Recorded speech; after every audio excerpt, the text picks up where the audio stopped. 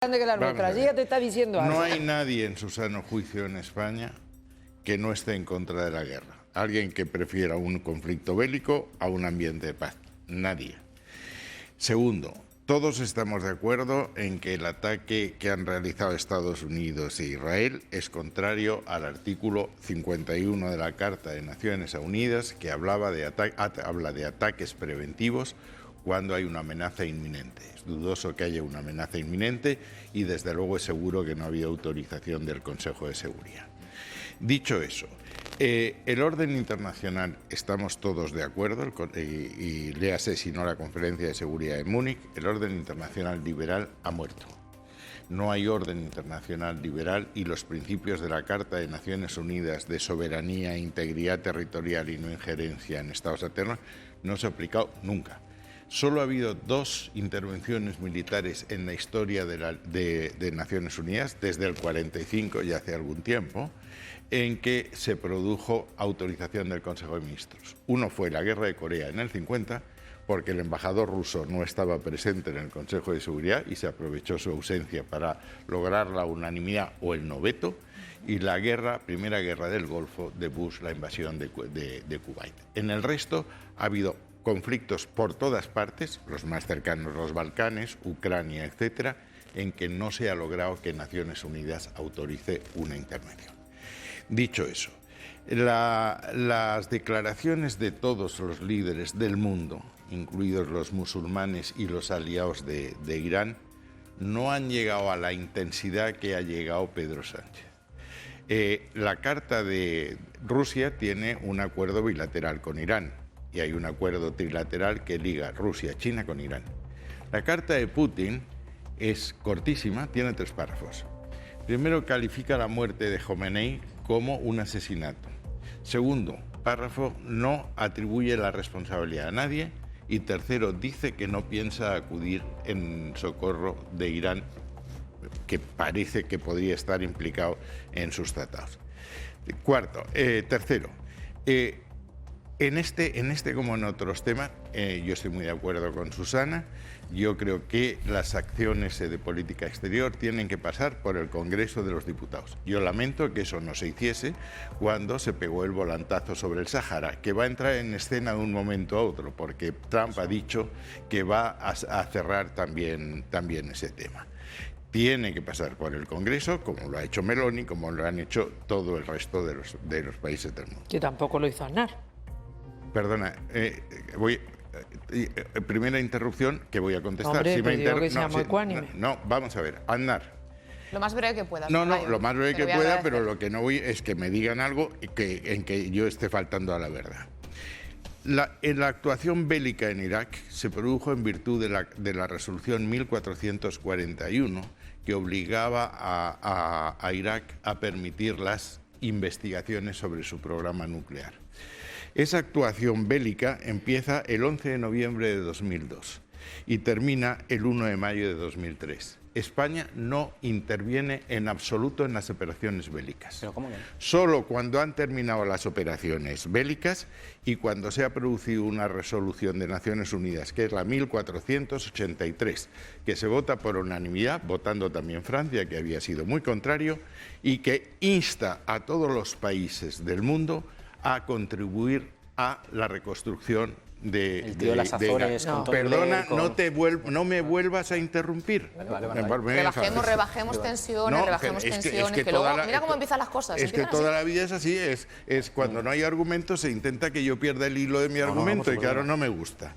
Entonces, se mandó, después de que terminasen las hostilidades y después de que hubiese esa resolución, un buque anfibio destinado a Hospital, que llegó exactamente un mes después. Es decir, España no intervino en las operaciones bélicas, que no estaban a juicio de algunos países amparadas por la 1441, sí intervino con un buque Hospital en la reconstrucción. Luego no era una operación bélica y por tanto no había ninguna razón para explicarla en el Congreso. Se podía haber explicado, pero no era una intervención militar, insisto, era una intervención humanitaria. ¿Cuál es el problema? El siguiente problema que me plantea la decisión de Pedro Sánchez. Pues que una vez más hace economías con la verdad. es que está diciendo que acude a Chipre porque así lo exige la solidaridad europea. Entiendo que el Tratado de la Unión Europea. El Tratado de la Unión Europea trata este asunto en el artículo 42.7, que dice a que acudirás en ayuda cuando un miembro tenga una agresión, siempre dentro del marco del artículo 51 de Naciones Unidas. Volvemos otra vez, aquí no ha habido ninguna decisión del Consejo de Seguridad, luego ese deber de solidaridad no es una obligación legal, es un acto unilateral del gobierno español, que por otra parte no responde a la verdad. Es decir, no puedes decir que no estás participando en una guerra que ya ha estallado, no es que nos guste o no nos guste y él no a la guerra, es que estamos en guerra, mandando una fragata, la más moderna que tenemos, la Cristóbal Colón, escoltando a un portaaviones francés, el Charles de Gaulle, que desde luego consideran los franceses que está en una operación militar. ¿Qué pasa si le pegan un pepinazo a la Cristóbal Colón con un misil iraní? Que nosotros sale Sánchez y dice no a la guerra. De hecho, esta es la pregunta, que ha quedado sobre la mesa. Vamos a seguir avanzando. Tardó 10 meses en comparecer. Y que le digamos hoy a los españoles que a nadie... No nos vamos a centrar, por favor, no nos vamos a centrar en los meses en que tardaron uno y otro en comparecer. Tú eres capaz de explicar que las vacas vuelen. Porque tienes capacidad de explicarnos a todos que las vacas vuelan. Vamos a tratar de seguir avanzando sobre este tema. Yo no sé si me escuchas, pero yo voy a seguir hablando porque no podemos quedarnos aquí a las 4 menos...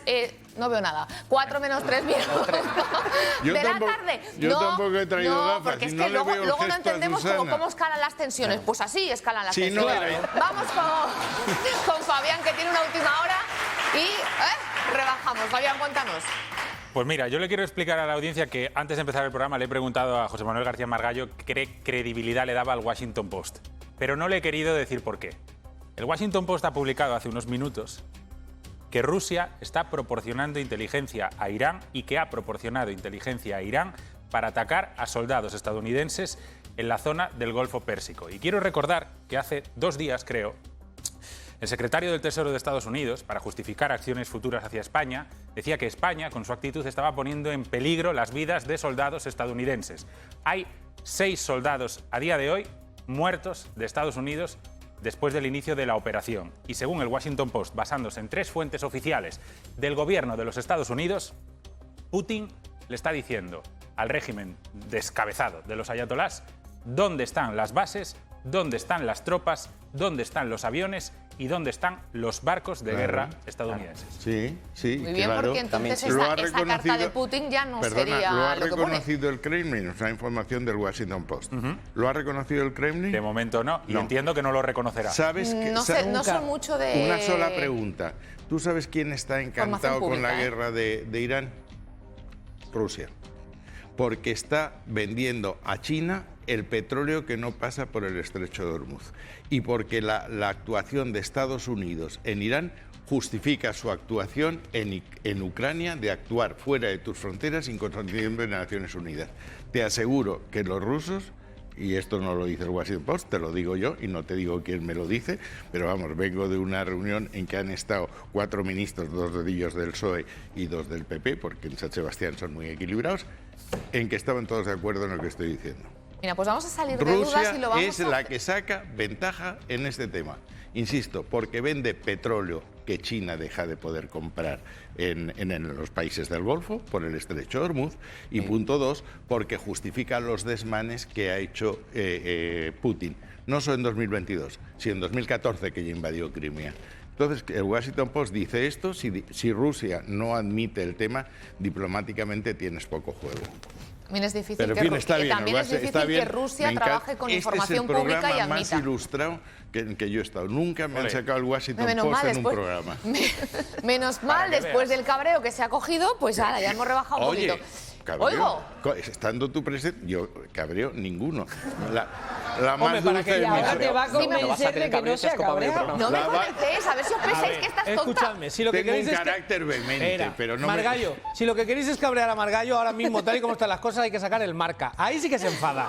No me abra comprar más melones. Míralo, ¿ves? Ahí sí que se ha enfadado. Eso es un golpe bajísimo, impropio de la elegancia de este programa. Te digo, ahí te doy la razón. Te doy la razón, con eso no se juega. Bueno, vamos a hablar con alguien que seguramente pues, sabe muchísimo más del tema, nos va a ilustrar especialmente a todos los que entre los que yo me incluyo, pues bueno, este tipo de conceptos se nos escapan un poco. Vamos a saludar a Juan Antonio del Castillo, es teniente general retirado del Ejército del Aire y experto en conflictos internacionales. Muy buenas tardes, Juan Antonio. Buenas tardes y, bueno, en primer lugar agradeceros la oportunidad de colaborar en este programa y en segundo lo de resistirme, aunque solo sea formalmente, a la calificación de experto que se adjudica un poco relativamente gratuitamente en muchos medios. Yo me conformo con ser considerado como técnico, en mi experiencia, y ya es más que suficiente. Pues el teniente general es el único español que no se considera experto. Hay 48 millones de expertos en este tema. Será el primer notodólogo, tienes toda la razón. Pero hay que decir que es experto, puesto que la experiencia es precisamente lo que nos da esos conocimientos y usted de ella va sobrada. Quería preguntarlo, El Mundo, en su titular, lo hemos escuchado esta mañana, lo hemos leído, dice que 24 aviones de combate salieron de España para atacar a Irán. Salieron de esas bases que supuestamente no podrían utilizarlos el ejército estadounidense para atacar a Irán. ¿Es correcto el titular así puesto? La mitad sí, el 50% salieron de España, sin duda, para atacar, es lo que es absolutamente impreciso como mínimo, si no pasar a la siguiente calificación, de descalificación sería más bien, porque atacar realmente objetivos aéreos, terrestres o navales no lo hacen los aviones que han salido de España. Los aviones que han salido o que han hecho escala en España son todos de carácter logístico, de reabastecimiento en vuelo, transporte de personal, fundamentalmente, con los 3 modelos que han pasado por aquí, y, bueno, pues de atacar a Irán, absolutamente ninguno. Vale, pues bajamos, lo que digo yo siempre es a la planta tercera del edificio para que nos puedan entender todos. Si no van a atacar, exactamente hacia dónde van y cuál es su labor, dónde aterriza ese avión. Entrando en el concepto que se ha debatido antes ya en el programa, que lo estaba escuchando, sobre la aplicabilidad y de qué forma del convenio de cooperación bilateral de Estados Unidos con Estados Unidos, realmente su aplicabilidad es exclusivamente en nuestra área de soberanía, porque los dos países se declaran soberanos. Lo que quiere decir que si salen de aquí, de alguna de nuestras instalaciones españolas, como hicieron en la Guerra del Golfo, que utilizaron Torrejón y Zaragoza también, y con intensidad. Entonces, si salen de aquí y van a cualquier otro lugar, a cualquier otra base, con un plan de vuelo autorizado, a partir de ahí lo que hagan no es de nuestra responsabilidad. Que es lo que se ha utilizado, y en el propio artículo del Mundo lo detalla, que un representante que no identifica del Ejército del Aire, dice que es la maniobra legal, absolutamente legal, y que, bueno, pues la que parece que se puede estar utilizando, de salir de Rota o de Morón, ir a otra base de la Unión Europea que estén autorizados, o del entorno europeo del que estén autorizados, y a partir de ahí perdemos la pista y la responsabilidad. ¿De acuerdo? Ni con los radares, no hay una forma legal en la que nosotros podamos sentirnos responsables de qué se ha hecho a partir de ese sitio. De cualquier forma, tenemos la certeza, por las capacidades inherentes a las propias aeronaves, de que no se han hecho misiones de combate contra blancos aéreos, terrestres o navales de la otra parte contendiente, de iraní y sus proxies. Vale, estarían quizá en esto que estábamos hablando de esa zona gris, ¿no? De esta ley de guerra que a veces pues, nos cuesta un poco entender. Entonces, el hecho de que salgan de la base de Morón y aterricen en otra base de la OTAN y desde ahí ya se inicie cualquier maniobra ofensiva, eso sí sería posible. Bien, repito que son operaciones logísticas, que son de reabastecimiento en vuelo, transporte de personal o material. No son ofensivas en ningún caso. No se ha atacado, utilizando el término ese de atacar, ningún blanco, superficie terrestre, superficie marítima o aéreo. No se ha atacado con ninguno de las aeronaves que o con origen en España, en nuestras bases, o con escala en nuestras bases, se haya podido dirigir hacia el teatro. Y en el caso, por ejemplo, de la fragata de Cristóbal Colón, ¿tiene la misma situación? ¿Enviar una fragata de apoyo a Chipre sigue entrando dentro de esta consigna de no a la guerra? Bien, lo de la consigna no a la guerra me vas a permitir que no me meta en ello porque tiene muchísima tarea para mucho tiempo de explicación y en cualquier caso yo no soy un experto en ese tema. Vamos a cambiar la consigna política por lo que es una actuación puramente operativa. Bien, la fragata cabría o no cabría es otro tema. Lo que va a hacer la fragata es, dentro de los cometidos que tiene el Ministerio de Defensa y tiene la Fuerza Naval Española, entra dentro de sus cometidos legalmente sin duda, porque bueno, el 42.7, como ha dicho el ministro Margallo, el 42.7 de la Unión Europea lo dice clarísimo. Nosotros, en el momento que cualquiera de los miembros de la Unión, y Chipre es un miembro de la Unión, se ha atacado, pues nos vemos obligados a por lo menos establecer consultas para ver cómo le podríamos apoyar. Además, es que se integra en una fuerza. No quiere decir que vayamos nosotros allí individualmente con nuestras propias limitaciones. Antes de salir, antes de zarpar incluso del puerto, ya se han tenido que poner de acuerdo las autoridades con competencias para ver las reglas de enfrentamiento, como le llamamos nosotros, el ámbito de operación, quién va a ser la estructura de mando completa, de quién va a tener el mando, porque se hace transferencia de autoridad y probablemente pues nosotros hemos dado en ese ámbito qué es lo que puede hacer y a partir de ahí pues probablemente Izmir en el sur de Turquía puede asumir el control de todas esas operaciones en el Mediterráneo Oriental. Lo que quiere decir, viene un dron que además sus funciones están, en principio, parece públicamente limitadas a funciones defensivas. Viene un dron que puede ser hacia Akrotiri, o puede hacia Chipre, o puede ser a Incirlik, o puede ser a cualquiera de las zonas que son de responsabilidad de ese mando del Mediterráneo Oriental.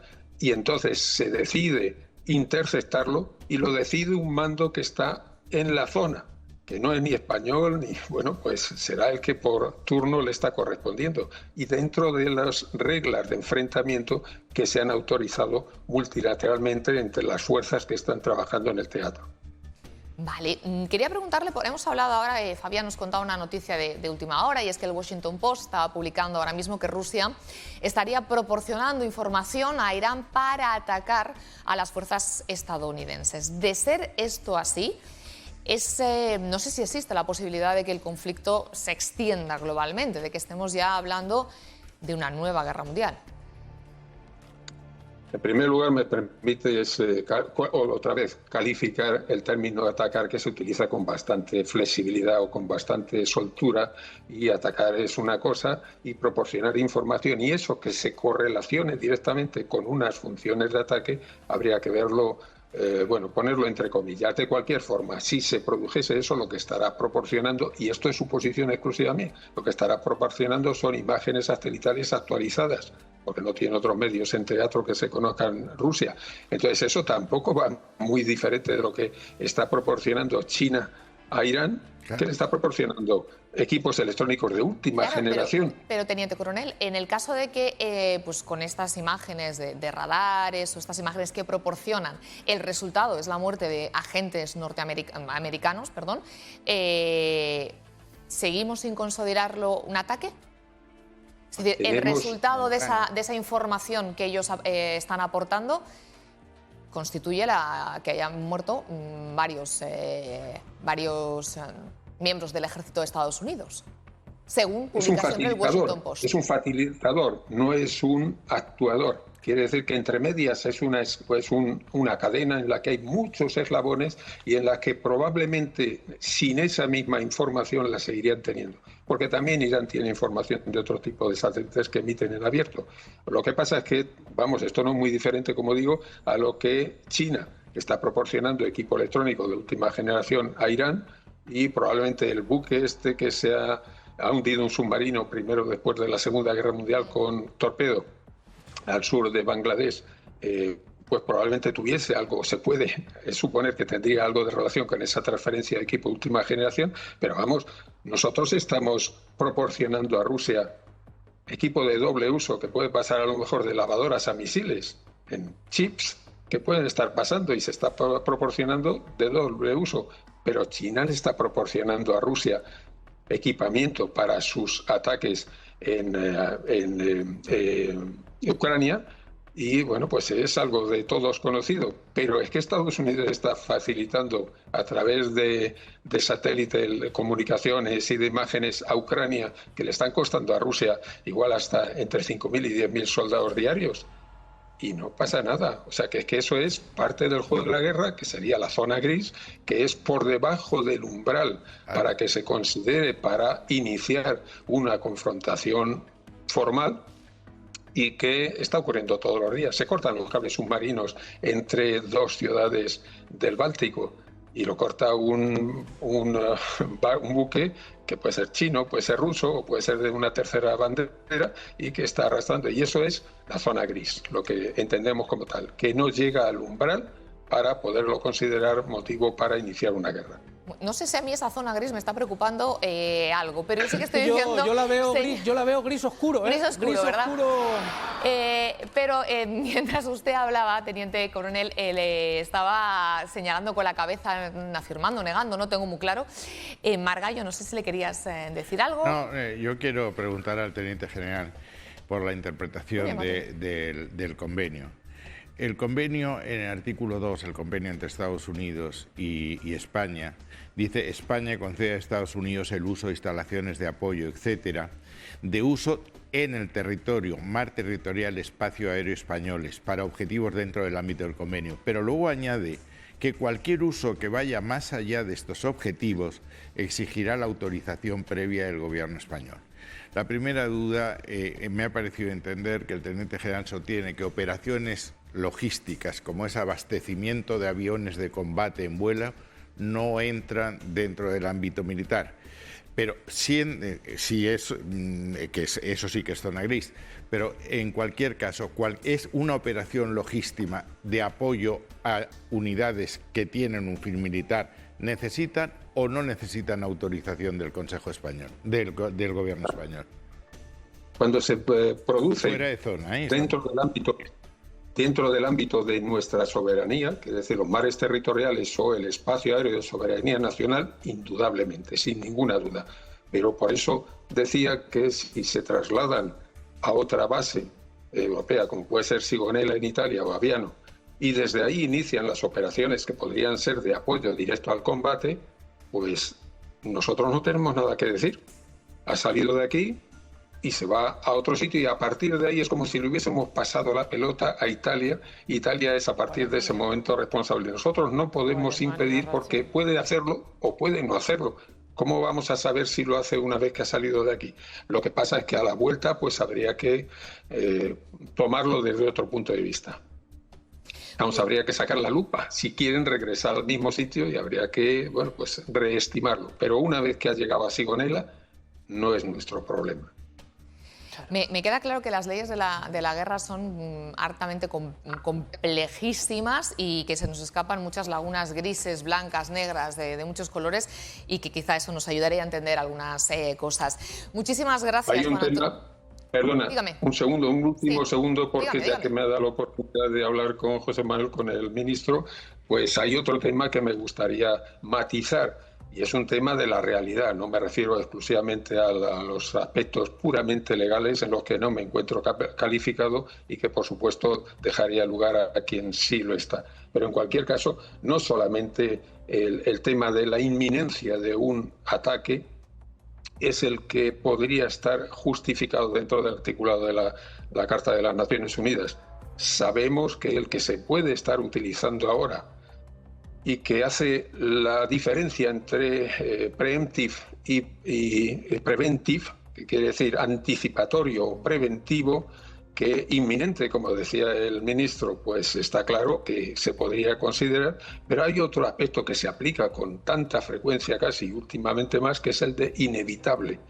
Y es el que está utilizando Estados Unidos. Quiere decir que si considera, Estados Unidos e Israel, si considera que es inevitable porque el camino diplomático, que como como decía Clausewitz, la guerra es la continuación de la política por otros medios. Si una vez que se ha extinguido el camino diplomático y no hay salida, y se ve que no hay salida, se puede considerar inevitable, aunque no sea inminente. Pero vamos, esto es nada más que dejar el punto de interrogación, la duda escrita, y que realmente es la vida práctica lo que está llevando a algunos de los conflictos de los que están ahora vivos. Es una precisión muy importante, porque lo que sí parece deducirse de la doctrina que está aplicando Estados Unidos e Israel es que una vez que Irán no ha continuado las negociaciones para garantizar que su programa nuclear por enriquecimiento de uranio no puede utilizarse como una bomba, que inevitablemente lleva a que Irán tuviese la bomba nuclear, inevitable, no preventivo. Y que esa hipótesis, la hipótesis de que Irán tuviese la bomba nuclear, desestabiliza Oriente Próximo y el mundo. Es decir, Turquía, Arabia Saudí, etcétera. Trabajamos bajo un concepto de inevitable que no es exactamente igual en concepto militar que en el concepto mundano. Porque tenga bombas atómicas está bien, Margallo, que acaban de cometer un genocidio. ¿Me vais a dejar que despida al teniente general? A interrumpirme permanentemente. No me van a dejar nada. Tendré que hablar también, Yo esto no lo voy a tener que separar. Me vais a dejar que despida al teniente general, al que antes le he cambiado el rango. Me va a perdonar usted, Juan Antonio del Castillo. Muchísimas gracias por haber estado con nosotros y aclararnos muchos conceptos. 20 años, lo que quiere decir que no me ha importado en absoluto. Pues mire, no ha estado mal ni nada entonces. Muchísimas gracias. Hasta otra. Gracias a vosotros. Bueno, pues ya estáis viendo que cada vez que se abre un nuevo debate, pues a la mesa. Te vamos a dar la tarde, Laila. No, ya me la estáis dando.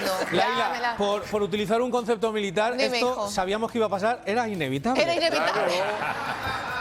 Me tenéis inevitablemente harta, también os lo digo.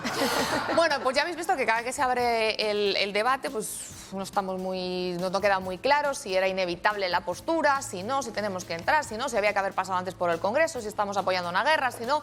Bueno, mientras se cuestiona esta postura de España, cada día que pasa parece que Trump tiene menos apoyos en la guerra de Irán. Cuidado, ¿eh? La guerra... la primera o la última en descolgarse de estos apoyos que tenía hasta ahora ha sido la France. Sí, Laila, donde Emmanuel Macron, su presidente, ha asegurado esta mañana que su país, Francia, tampoco participará en la guerra contra Irán pese al despliegue militar en Oriente Medio. Vale, pero entonces Francia... ¿Y qué hace el Charles de Gaulle allí? Creo que íbamos... Et en même temps répondre à toutes celles et tous ceux qui m'ont envoyé des vocaux sur Instagram. Je voulais être très clair, vous n'allez pas faire la guerre du tout. Et vous allez continuer de vivre, d'apprendre, de sortir, de vivre librement. Alors la France, elle ne fait pas partie de cette guerre. Nous, on n'est pas au combat et on ne va pas s'engager dans cette guerre. Ensuite, on a des amis, des alliés qui sont frappés par l'Iran. Se protéger de manière tout à fait pacifique, on est en train de se mobiliser pour essayer de sécuriser le trafic maritime. ¿Cómo iba diciendo?